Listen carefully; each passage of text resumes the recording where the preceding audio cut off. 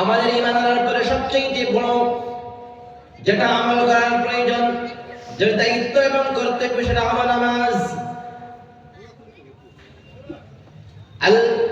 আল্লাহ রাসূল সাল্লাল্লাহু আলাইহি সাল্লাম বলেন, জান্নাতের চাবি হলো নামাজ। জান্নাতের চাবি কি? নামাজ। আজ অধিকাংশ মুসলমান নামাজ পড়ে না। বড় দুঃখের বিষয়, আমরা ওয়াজ শুনি কিন্তু নামাজ আদায় করি না। একটাবার চিন্তা করে দেখুন, আপনি এই দুনিয়াতে আছেন, আমি একটা পরিসংখ্যান দিয়ে আপনাদের সম্মুখে, এই দুনিয়ার জমিনের মধ্যে প্রত্যেক মিনিটে 108 জন মানুষের মৃত্যু হয়। আমি এটা ব্যক্তিগতভাবে বলছি না, আপনি নেটের মধ্যে এখন খুলে দেখুন, প্রত্যেক মিনিটের মধ্যে 108 জন মানুষের মৃত্যু হচ্ছে। না জানি কখন আমার মৃত্যু হয়ে যাবে। আমি যদি আল্লাহর বিধান না মানি, আমি যদি নামাজি না হই, আমি যদি কোরআনের খাদিম না হই, আমি যদি মসজিদ মাদ্রাসার খেদমত করেওয়ালা না হই, আমি যদি পাক্কা মুসলমান না হয়ে মারা যাই, তাহলে কাল কিয়ামতের দিন আল্লাহ পাক রব্বুল আলামিনের সামনে আমি কিভাবে দাঁড়াবো? এজন্য মুসলমান, ঈমান আছে ঠিকই আমরা, কিন্তু ঈমানটাকে মজবুত করার জন্য, ঈমানটাকে শক্ত করার জন্য নামাজটা আদায় করার প্রয়োজন আছে না নাই? আছে না নাই? আছে। নামাজ পড়বো আজ থেকে ইনশাআল্লাহ। হাতটা উঠাই, একটা উঠাই ইনশাআল্লাহ। আল্লাহ পাক রব্বুল আলামিন কবুল করুন। সম্মানিত হাজিরিন, যাকাত ফরজ হলে পরে যাকাত আদায় করব ইনশাআল্লাহ। আল্লাহ বলেন, ইন্নাল্লাযীনা কাফারু বিআয়াতিনা সাওফা নুসলিহিম নারা। যারা কোরআন মানে না, যারা কোরআনকে অস্বীকার করে, যারা কোরআনের বিধান মানে না, সাওফা নুসলিহিম নারা। সাওফা মানে হলো শীঘ্রই, অতি আনকারিব। সাওফা নুসলিহিম নারা, আল্লাহ পাক রব্বুল আলামিন তাকে অতি শীঘ্রই জাহান্নামের আগুনের মধ্যে পোড়াবেন। কুল্লামা নাজিজাত জুলুদুহুম বাদদালনাহুম জুলুদান গায়রাহা লিয়াযুকুল আযাব। আল্লাহু আকবার। আল্লাহ বলেন, তাকে জাহান্নামের আগুনের মধ্যে পোড়াবেন। কুল্লামা, যখনই তার দেহটা পুড়ে ছারখার হয়ে যাবে, জাহান্নামী ব্যক্তির, বেনামাজি ব্যক্তির যখন দেহটা, মাংসটা পুড়ে ছারখার হয়ে যাবে জাহান্নামের আগুনে, তখন নতুন চামড়া, নতুন মাংস তার শরীরের মধ্যে লাগিয়ে দেওয়া হবে। বলুন নাউযুবিল্লাহ। এজন্য মুসলমান, আমরা কেউ দুনিয়ার জমিনের মধ্যে থাকবো না, চিরস্থায়ী কেউ নই। কুল্লু মান আলাইহা ফান, কুল্লু মান আলাইহা ফান, ওয়া ইয়াবকা ওয়াজহু রাব্বিকা যুল জালালি ওয়াল ইকরাম। সবকিছু একদিন ধ্বংস হয়ে যাবে। আমরা এই দুনিয়ার জমিনের মধ্যে থাকবো না, সবাই দুনিয়া থেকে চলে যাব। قل إن الموت الذي تفرون منه فإنه ملاقيكم ثم تردون إلى عالم الغيب والشهادة فينبئكم بما كنتم تعملون. আল্লাহ পাক রব্বুল আলামিন বলেন, কুল, হে নবী আপনি বলে দিন, ইন্নাল মাউত, যে মওত থেকে তোমরা পলায়ন করো, আরে দুনিয়ার মানুষ, যে মৃত্যু থেকে তোমরা পলায়ন করো ভাগো, এই মৃত্যুর সাথে তোমাদের মুলাকাত আর সাক্ষাৎ আর মিট একদিন হবেই হবে। মৃত্যু থেকে বাঁচার মতো শক্তি এই দুনিয়ার কারো নাই। ফিরাউনের মতো শক্তিধর, ফিরাউনের মতো ক্ষমতাবান, যে ক্ষমতা পাওয়ার পরে বলেছিল আনা রাব্বুকুমুল আ'লা, আমি সবচেয়ে বড় রব। বলুন নাউযুবিল্লাহ। সম্মানিত হাজিরিন, আজকে ক্ষমতার বলে অনেক মানুষ মানুষের উপর নির্যাতন করতেছে, নিপীড়ন করতেছে। ওই ক্ষমতার বাহাদুরি চিরস্থায়ী নয়।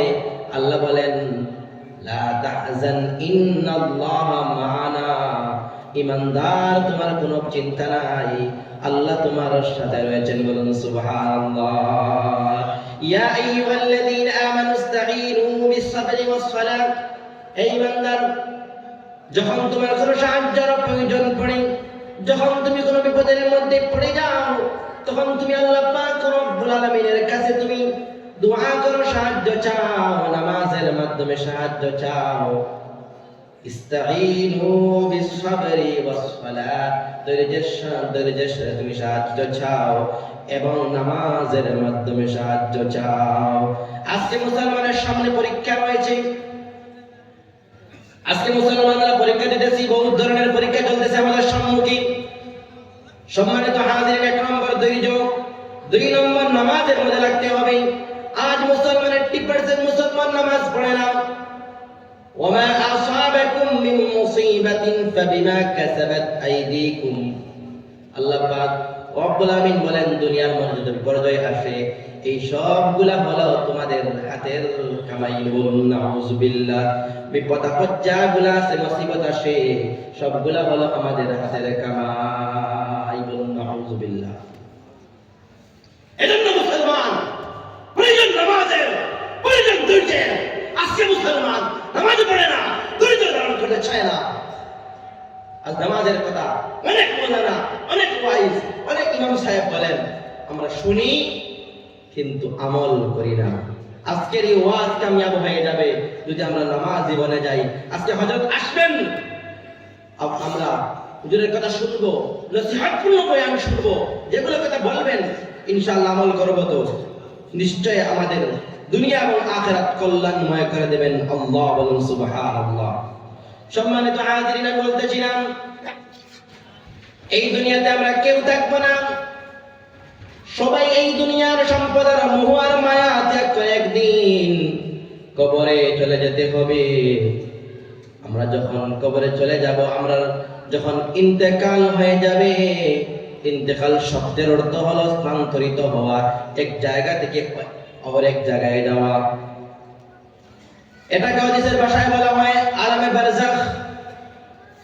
লুকযুগের অন্তরের জগতে যখন চলে যাব আমরা, আমাদের সাথে কেউ যাবে না, আমাদের সম্পদ যাবে না, আমাদের সন্তানও কেউ যাবে না, শুধুমাত্র যাবে সুন্দর আমল।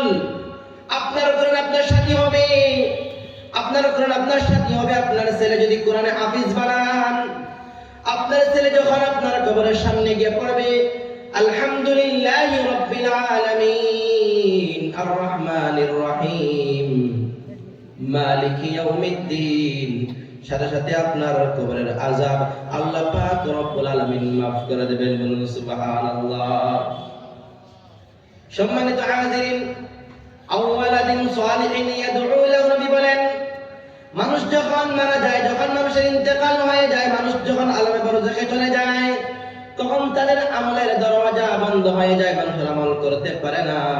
3টা আমল যদি করে যেতে পারে, তাহলে দুনিয়া কবরে বসে বসে সে সওয়াব পেতে থাকবে, কাল আমলনামা ভারী হতে থাকবে। বলুন সুবহানাল্লাহ।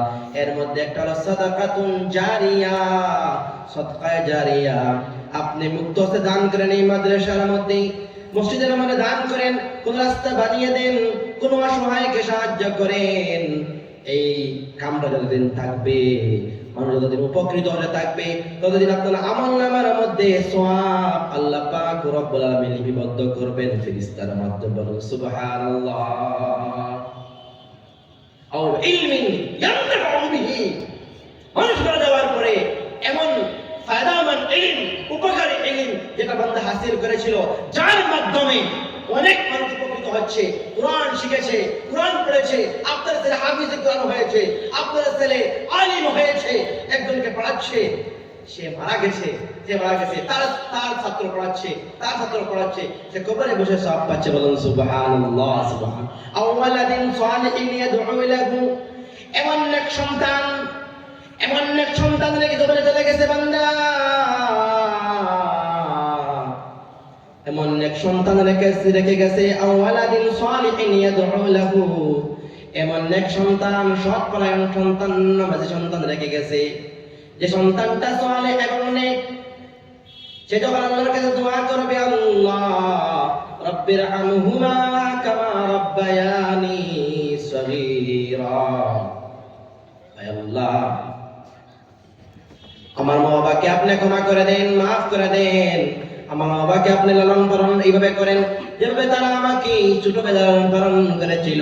আল্লাহ পাক রব্বুল আলামিন ওই নেক সন্তানের দোয়া কবুল করবেন। বলুন সুবহানাল্লাহ। একটা কলিমার জিকির করেন, লা ইলাহা ইল্লাল্লাহ, লা ইলাহা ইল্লাল্লাহু মুহাম্মাদুর রাসূলুল্লাহ সাল্লাল্লাহু আলাইহি ওয়াসাল্লাম। আল্লাহ পাক রব্বুল আলামিন যা কিছু বললাম এর মধ্যে কোনো ভুল ত্রুটি হয়ে থাকে যারা মাফ করবেন ইনশাআল্লাহ। আমাকে আল্লাহ পাক রব্বুল আলামিন ওই কথাগুলো আমল করার তৌফিক দান করেন। সবাইকে ওই নেক আমল ভালো করার, নেক আমল বেশি বেশি করার তৌফিক দান করেন। ওয়া আখিরু দাওয়ানা আলহামদুলিল্লাহি রাব্বিল আলামিন। আসসালামু আলাইকুম ওয়া রাহমাতুল্লাহি ওয়া বারাকাতুহু। ধন্যবাদ।